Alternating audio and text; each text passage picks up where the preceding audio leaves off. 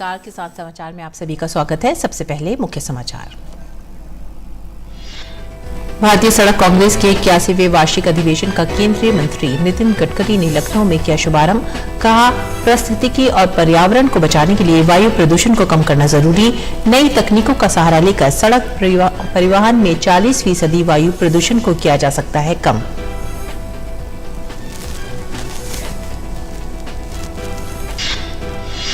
केंद्रीय मंत्री अनुराग सिंह ठाकुर ने हिमाचल प्रदेश विद्युत बोर्ड के भवन का किया उद्घाटन। अपने संबोधन में अनुराग ठाकुर ने दावा किया कि पीएम मोदी के नेतृत्व में भारत में अमेरिका से भी सस्ता मिल रहा है तेल। कोरोना काल के दौरान 80 करोड़ गरीब परिवारों को मुफ्त राशन मुहैया कर पेश की नजीर।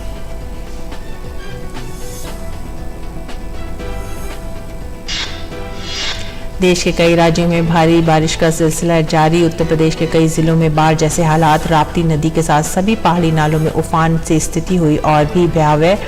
ग्रामीण इलाकों में लोग पलायन को मजबूर। जगह जगह जलभराव के कारण रेस्क्यू ऑपरेशन जारी।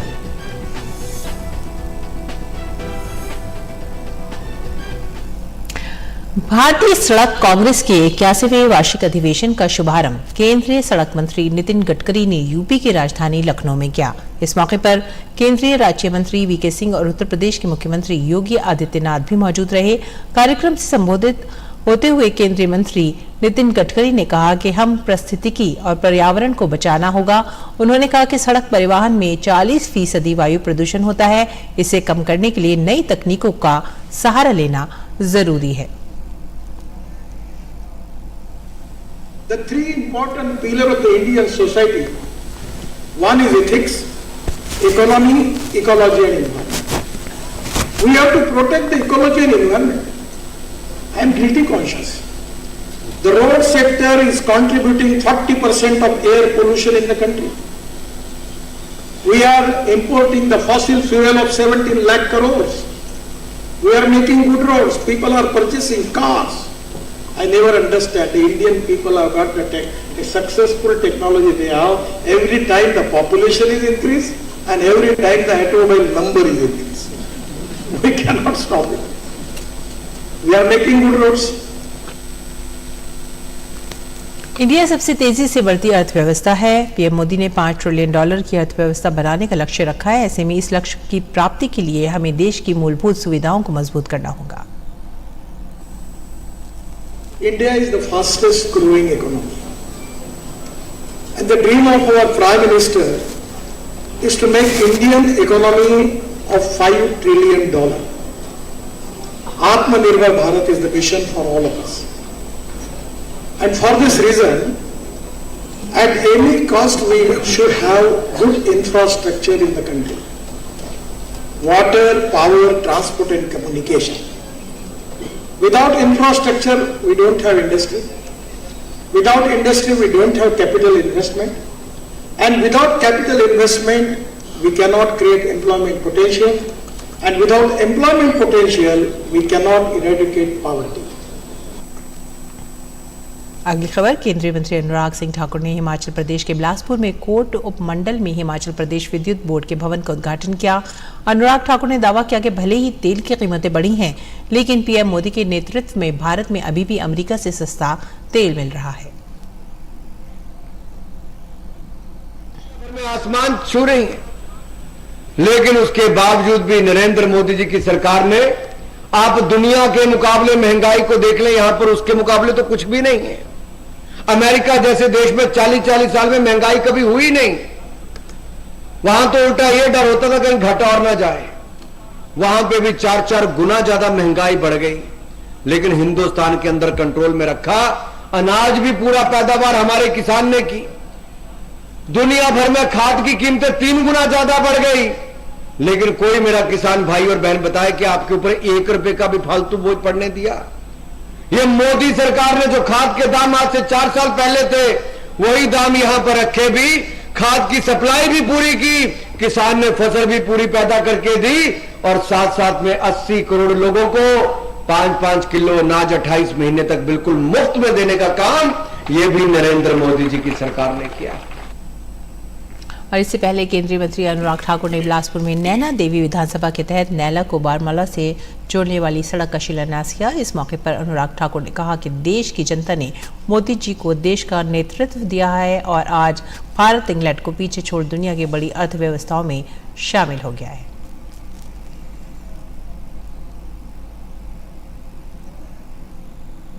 पांच अलग अलग देशों की सहायता से निकाल के लाए,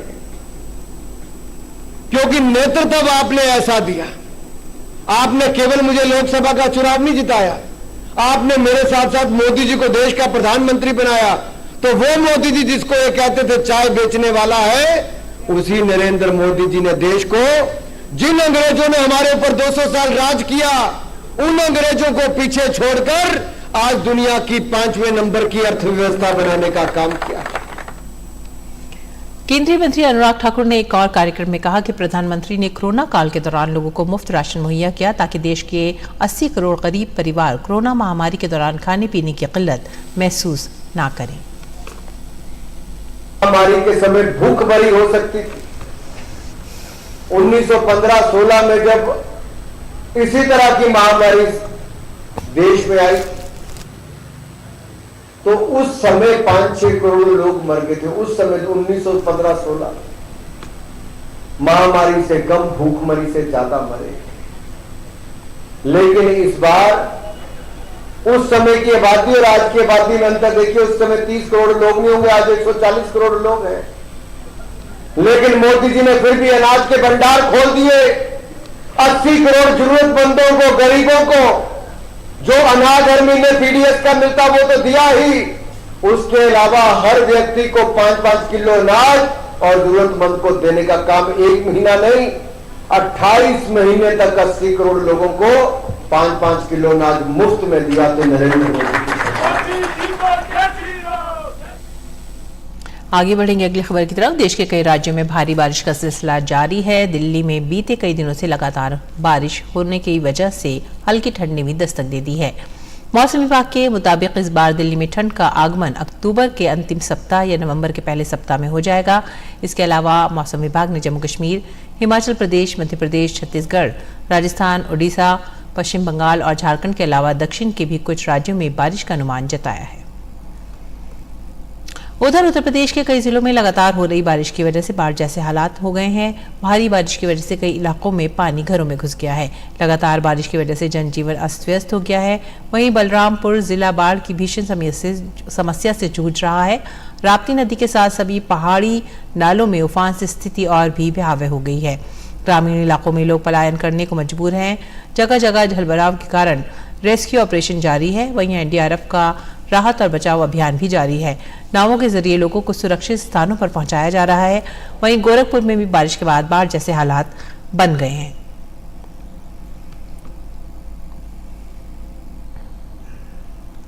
और उत्तराखंड के चंपावत में भारी बारिश के कारण भूस्खलन से टनकपुर पिथौरागढ़ मार्ग बंद हो गया है। चंपावत में बारिश से जनजीवन अस्त व्यस्त हो गया है। मौसम विभाग ने अगले 3 दिनों के लिए भारी बारिश का अलर्ट जारी किया है। उत्तराखंड के पहाड़ी जिलों के ऊंचाई वाले इलाकों में लगातार बर्फबारी और निचले इलाकों में बारिश के कारण ठंड बढ़ गई है। चमोली, उत्तरकाशी, बागेश्वर और रुद्रप्रयाग जिलों के ऊपरी इलाकों में और केदारनाथ में भी बर्फबारी हुई है।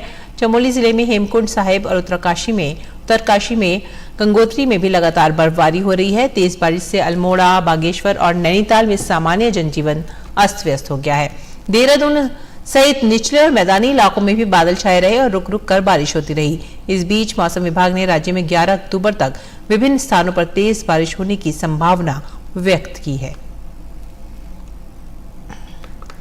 मौसम विभाग ने राष्ट्रीय राजधानी में पूरे सप्ताह इसी तरह की बारिश होने की संभावना जताई है। वहीं अगले कुछ दिन उत्तर प्रदेश और उत्तराखंड के विभिन्न हिस्सों में भी भारी बारिश का अनुमान है। इसके लिए मौसम विभाग ने दोनों राज्यों के लिए ऑरेंज अलर्ट जारी किया है। हमारे संवाददाता तापस भट्टाचार्य ने मौसम विभाग के वरिष्ठ वैज्ञानिक चरण सिंह से बात की।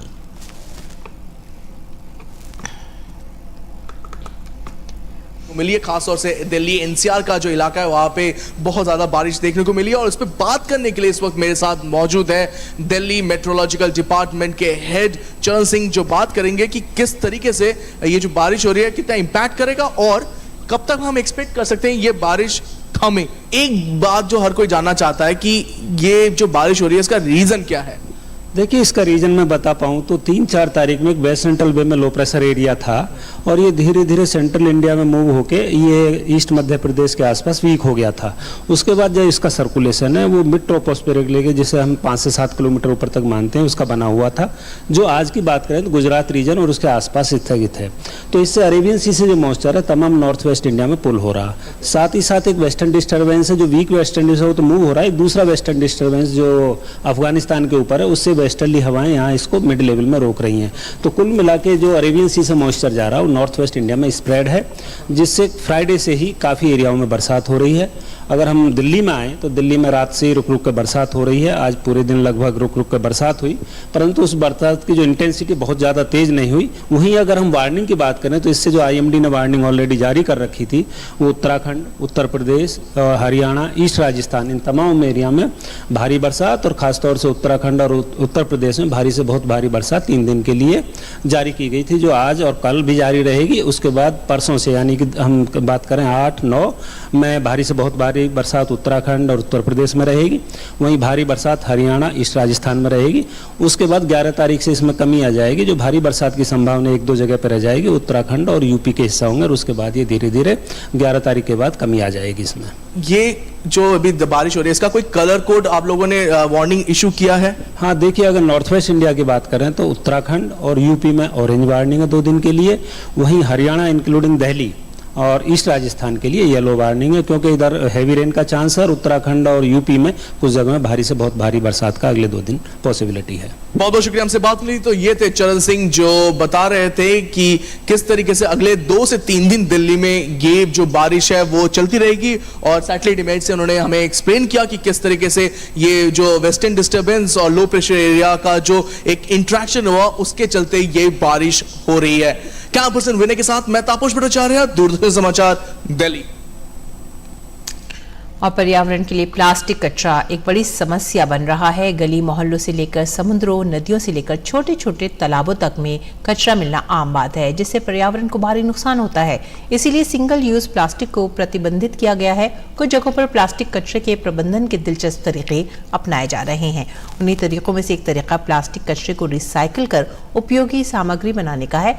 लेकिन उत्तर प्रदेश में गाजियाबाद के 2 कलाकारों ने प्लास्टिक कचरे से ऐसी शानदार और टिकाऊ चीजें बनाई हैं कि देखने वाले हैरान रह गए। Chair, table, bench, cooler, tree guard, बच्चों के लिखने पढ़ने की सामग्री और भी बहुत कुछ सब तैयार किए गए हैं प्लास्टिक कचरे से। है ना दिलचस्प? प्लास्टिक कचरे के प्रबंधन का इतना खूबसूरत अंदाज, ये कारनामा है उत्तर प्रदेश में गाजियाबाद के 2 आर्टिस्ट साक्षी और सरफराज का। इस फील्ड में आने से पहले, प्लास्टिक वेस्ट के फील्ड में आने से पहले हम इवेंट प्लानिंग करते थे। मैं और सरफराज हम पार्टनर्स हैं इस काम को करने के लिए, और हम उस इवेंट प्लानिंग को जब करते थे, जो उसके आफ्टर इफेक्ट्स जो होते थे, मतलब जो डिस्पोजेबल्स होते थे, चम्मच होते थे, ग्लासेस होते थे डिस्पोजेबल वाले प्लास्टिक के, वो वेस्ट देख के हमें लगता था कि ये बहुत ही ज़्यादा मेनेस फैला रहा है, क्रिएट कर रहा है। तो इसका क्या होगा? शादी तो हो गई, उसके बाद का क्या? तो इस चक्कर में फिर हमारा वहाँ मोटिवेशन बढ़ा कि हम इस पे कुछ काम करें। हमने अपनी आर्ट्स को प्लास्टिक में यूज़ करते हुए प्लास्टिक चीज़ों से हमने बनाया और इसको लगाना शुरू किया शहरों में। और हम कलेक्ट जो करते हैं प्लास्टिक, ये हम ड्राइव चलाते हैं। हिंडन नदी हमारे गाजियाबाद में, वहाँ से हम ड्राइव चलाते हैं। कॉलेजेस के बच्चे जो आर्टिस्ट हैं, जूनियर आर्टिस्ट हैं, वो सब आते हैं हमारे साथ और हम लोग 20 से 25 लोगों का ग्रुप बना के सोसाइटीज़ में, हिंडन नदी पे, गाजियाबाद की स्ट्रीट्स पे हम जाके ड्राइव चला के वहाँ से प्लास्टिक कलेक्ट करते हैं। साक्षी और Sarfaraz Asia book of record और इंडिया बुक ऑफ रिकॉर्ड के लिए प्लास्टिक कचरे से दुनिया का सबसे बड़ा चरखा बनाने के साथ ही स्थानीय प्रशासन और नगर निगम के सहयोग से भी उपयोगी चीजें बना रहे हैं। ये प्लास्टिक कचरे के बदले उपयोगी सामान बनाकर देते हैं। गाजियाबाद जिले के भोजपुर आंगनवाड़ी केंद्र भी उनकी इसी पहल से सजाए गए हैं, जहां प्लास्टिक कचरे से बने बच्चों के पढ़ने, लिखने और बैठने के सामान उपलब्ध कराए गए हैं। कॉस्टिंग की बात करें तो पहले 2 चीज़ें मैं बताना चाहूँगी कि आज से पहले ये चीज़ें या तो लोहे से बन रही थी या लकड़ी से बन रही थी। तो पहले तो एक सबसे बड़ा मैसेज ये जाता है कि सेव ट्री, तो ट्री हम काटेंगे नहीं, बचेगा ट्री, और फिर उसी से फिर हम प्लास्टिक वेस्ट को यूज़ करेंगे तो वो रिड्यूस रीयूज़ वाले काम में भी आएगा।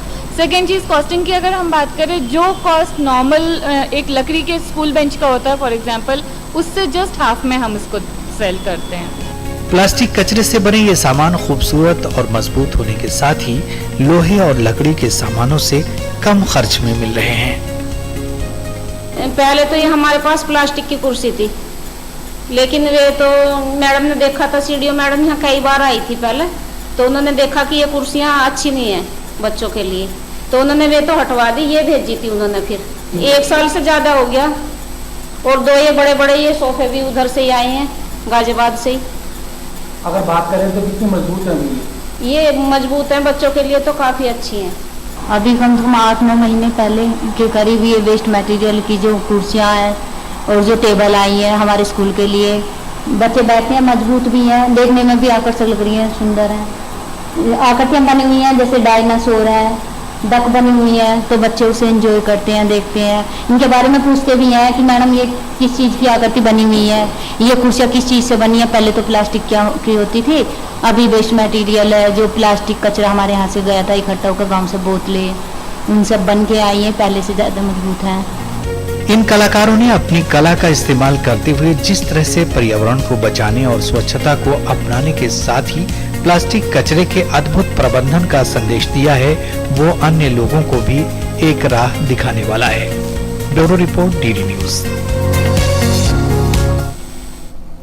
और आइए बात करेंगे मंडी भाव की, देखते हैं क्या रहा देश भर की मंडियों में भाव।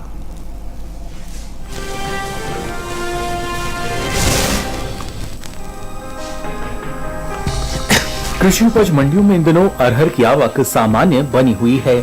बात इसके भाव की करें तो शनिवार को ज्यादातर कृषि उपज मंडियों में अरहर के सौदों में मिला जुला रुख रहा। कई मंडियों में अरहर के भाव में तेजी रही, जबकि कुछ मंडियों में इस दौरान अरहर के भाव में कोई बदलाव नहीं दर्ज किया गया। हाजिर भाव पर नजर डालें तो एडमार्क नेट के अनुसार गुजरात की धौराजी मंडी में 7 अक्टूबर को अरहर का भाव रहा 6,605 रुपए क्विंटल। 8 अक्टूबर को इसका भाव 200 रुपए गिरकर 6,405 रुपए क्विंटल पर आ पहुंचा। गुजरात की ही बीसा वदर मंडी में अरहर के सौदे बढ़त के साथ हुए। यहां 7 अक्टूबर को अरहर का भाव रहा 5,740 रुपए क्विंटल, जो कि 8 अक्टूबर को 150 रुपए की मजबूती के बाद 5,890 रुपए क्विंटल पर पहुंच गया। जबकि राज्य की ही दाहोद मंडी में इस दौरान अरहर की खरीद स्थिर भाव पर हुई। यहाँ दोनों दिन यानी 7 और 8 अक्टूबर को अरहर का भाव 6,000 रुपए क्विंटल पर टिका रहा। वहीं महाराष्ट्र की गंगाखेड़ मंडी में 8 अक्टूबर को अरहर का कारोबार 7,000 रुपए क्विंटल दर्ज किया गया। घरेलू स्तर पर साल खरीफ अरहर की पैदावार में कमी देखने को मिल सकती है। बीते साल के मुकाबले साल 2022 और 23 के दौरान अरहर की उपज में 4,50,000 टन की कमी हो सकती है, जिसका असर कृषि उपज मंडियों में अरहर के बाजार भाव पर पड़ सकता है।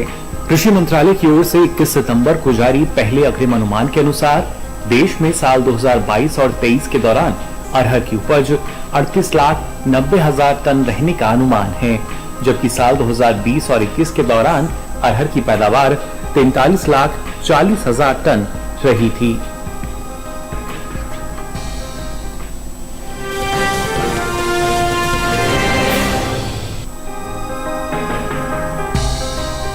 कृषि उपज मंडियों में इन दिनों बाजरे की आवक सामान्य है। शनिवार को ज्यादातर कृषि उपज मंडियों में बाजरे के सौदों में मिला जुला रुख रहा। कुछ मंडियों में बाजरे के भाव में तेजी रही, जबकि कुछ में भाव नीचे आए। वहीं कुछ मंडियों में भाव स्थिर भी नजर आए। बात इसके हाजिर भाव की करें तो एडमार्क नेट के अनुसार गुजरात की दहेगाम मंडी में इस दौरान बाजरे के भाव में बढ़त देखने को मिली। यहाँ 7 अक्टूबर को बाजरे का भाव था 1,987 रुपए क्विंटल। 8 अक्टूबर को इसके सौदे 25 रुपए चढ़कर 2,012 रुपए क्विंटल पर हुए। महाराष्ट्र की पुणे मंडी में बीते 2 दिनों के दौरान बाजरे के भाव स्थिर रहे। यहाँ 7 और 8 अक्टूबर को बाजरा 3,000 रुपए क्विंटल पर बिका। राजस्थान की सूरतगढ़ मंडी में 8 अक्टूबर को बाजरे का कारोबार 1,885 रुपए क्विंटल पर हुआ। उत्तर प्रदेश की खैर मंडी में बाजरे के सौदों में नरमी के साथ कारोबार हुआ। यहाँ 7 अक्टूबर को बाजरे का भाव था 1,900 रुपए क्विंटल। 8 अक्टूबर को इसके सौदे 200 रुपए लुढ़ककर 1,700 रुपए क्विंटल पर हुए। मोटे अनाज में शामिल बाजरे की बुआई बीते साल से आगे चल रही है। कृषि मंत्रालय की ओर से जारी ताजा आंकड़ों के अनुसार चालू खरीफ सीजन में 30 सितंबर तक बाजरे की बुआई का क्षेत्रफल बीते साल के मुकाबले 6,64,000 हेक्टेयर आगे चल रहा है। साल 2022 के दौरान खरीफ बाजरे की बुआई 69,95,000 हेक्टेयर में हो चुकी है, जबकि बीते साल इस दौरान बाजरे की खेती 63,31,000 हेक्टेयर में हुई थी।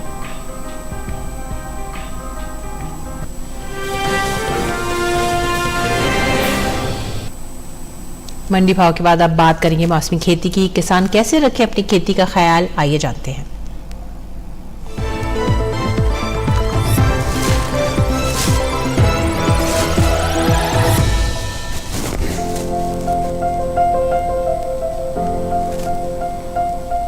असम के किसान मक्के की बुआई जारी रखें।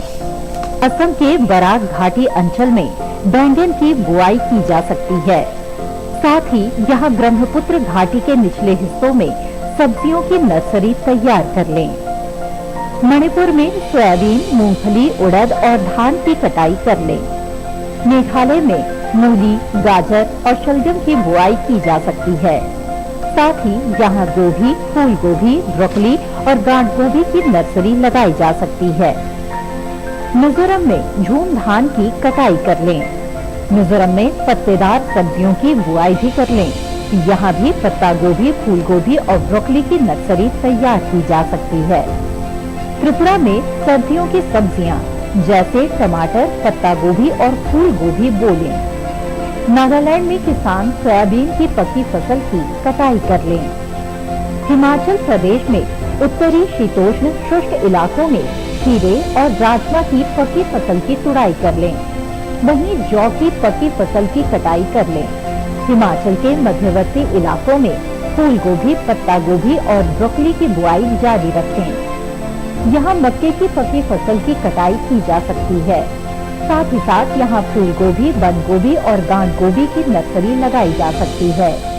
यहाँ ब्रोकली, मूली और शलजम की बुआई किसान कर सकते हैं। हिमाचल के उत्तरी उपोष्ण कटिबंधीय इलाकों में लहसुन, पालक और मेथी की बुआई कर लें। जम्मू कश्मीर के उपोष्ण कटिबंधीय इलाकों में धान, मक्का और दलहन की कटाई जारी रखें। यहाँ सर्दियों के मौसम के लिए ग्रीन हाउस के तहत पत्तेदार सब्जियां और गोभी की बुआई कर लें। यहाँ के मध्यवर्ती इलाकों में मक्के की पकी फसल की कटाई कर लें। वहीं यहाँ सरसों, पालक, मेथी, धनिया और मटर की बुआई की जा सकती है।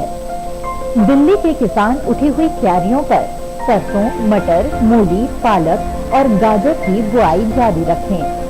यहाँ आलू भी इस समय बोए जा सकते हैं। हरियाणा के पश्चिमी इलाकों में कपास की तुड़ाई कर लें। यहाँ के पूर्वी हिस्सों में सरसों, मटर और गाजर की बुआई की जा सकती है। साथ ही यहाँ फूल गोभी, पत्ता गोभी और ब्रोकली भी बो लें।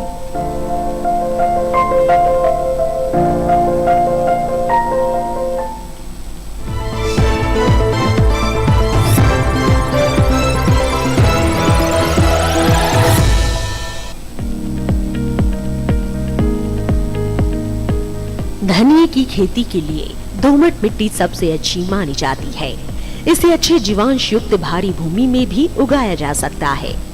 खेत में जल निकासी का उचित इंतजाम जरूरी है। बोने से पहले खेत को अच्छी तरह जोत ले और मिट्टी को भुरभुरा बना ले। साथ ही मिट्टी को समतल कर ले। आखिरी जुताई में 100 से 120 क्विंटल प्रति हेक्टेयर की दर से गोबर की खाद मिला दे। बीज की मात्रा बुआई और सिंचाई की दशा पर निर्भर करती है। सिंचित दशा में 12 से 15 किलो बीज प्रति हेक्टेयर डालें, जबकि असिंचित दशा में इतनी ही जमीन के लिए 25 से 30 किलो बीज की जरूरत होगी। बोने से पहले बीज को उपचारित जरूर कर लें। साथ ही बुआई से पहले बीज को 12 घंटे पानी में भिगोकर रखें। कतार से कतार की दूरी 20 से 30 सेंटीमीटर, जबकि गहराई 2 से 2.5 सेंटीमीटर रखें। पूरी फसल में 4-5 सिंचाई की जरूरत होती है। पहली सिंचाई बुआई के 30 से 35 दिन बाद, दूसरी 60 से 70 दिन बाद, तीसरी 80 से 90 दिनों के बाद और चौथी 100 से 105 दिन बाद करें। पहली सिंचाई के बाद निराई गुड़ाई करके खरपतवार निकाल दें। 1 माह बाद फिर से निराई गुड़ाई करें।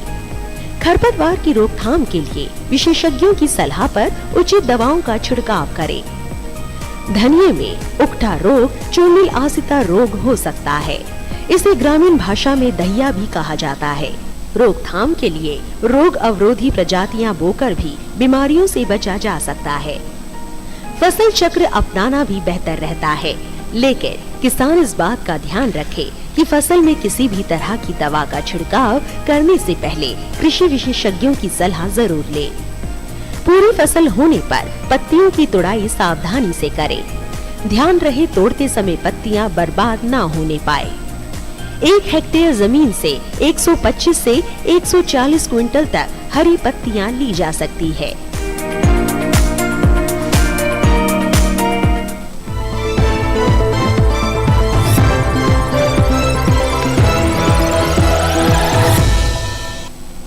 और अब कुछ और खबरें खास खबर में। राष्ट्रपति द्रौपदी मुर्मू चंडीगढ़ के दौरे पर राष्ट्रपति पंजाब इंजीनियरिंग कॉलेज के 52वें दीक्षांत समारोह और शताब्दी वर्ष के समापन समारोह में हुई शामिल। राष्ट्रपति ने चंडीगढ़ सचिवालय के नवनिर्मित भवन का किया उद्घाटन। पैगंबर हजरत मोहम्मद का जन्म दिवस ईद मिलादुन नबी धार्मिक श्रद्धा और आस्था से मनाया जा रहा है। हर साल इस्लामी महीने 12 रबीउल अव्वल को हजरत मोहम्मद का जन्मदिन मनाया जाता है। राष्ट्रपति द्रौपदी मुर्मू ने देशवासियों को ईद मिलादुन नबी की दी शुभकामनाएं। राष्ट्रपति ने कहा, हम सब पैगंबर हजरत मोहम्मद के जीवन से प्रेरणा लेकर परस्पर सौहार्द के साथ देश की प्रगति के लिए कार्य करते रहने का करें संकल्प। प्रधानमंत्री नरेंद्र मोदी ने देशवासियों को ईद मिलादुन नबी की शुभकामनाएं दी हैं। प्रधानमंत्री ने कहा कि ये अवसर हमारे समाज में शांति, एकता और करुणा की भावना को आगे बढ़ाए। प्रधानमंत्री नरेंद्र मोदी ने आदिकवि महर्षि वाल्मीकि की जयंती पर देशवासियों को शुभकामनाएं दी हैं। प्रधानमंत्री ने ट्विटर पर एक वीडियो साझा करके महर्षि वाल्मीकि को याद किया। पूर्वोत्तर दौरे पर गए केंद्रीय गृह मंत्री अमित शाह ने गुवाहाटी में पूर्वोत्तर परिषद के 2 दिवसीय पूर्ण सत्र का किया उद्घाटन। शिवसेना में 2 गुटों के बीच तनातनी के बीच चुनाव आयोग ने पार्टी के चुनाव चिन्ह धनुष बाण के उपयोग पर लगाई रोक। अंतरिम आदेश में चुनाव आयोग ने कहा, दोनों गुट चुनाव लड़ने के लिए 10 अक्टूबर तक दें 3 विकल्प। पूरी श्रद्धा और आस्था के साथ देश भर में मनाया जा रहा है शरद पूर्णिमा का पर्व। शरद पूर्णिमा के अवसर पर देश भर में कई मंदिरों में किए जा रहे हैं विशेष आयोजन। शरद पूर्णिमा के अवसर पर देश भर में लोग पवित्र गंगा समेत तमाम नदियों में आस्था की डुबकी भी लगा रहे हैं। इसी के साथ ही हमें दीजिए आज्ञा। नमस्कार।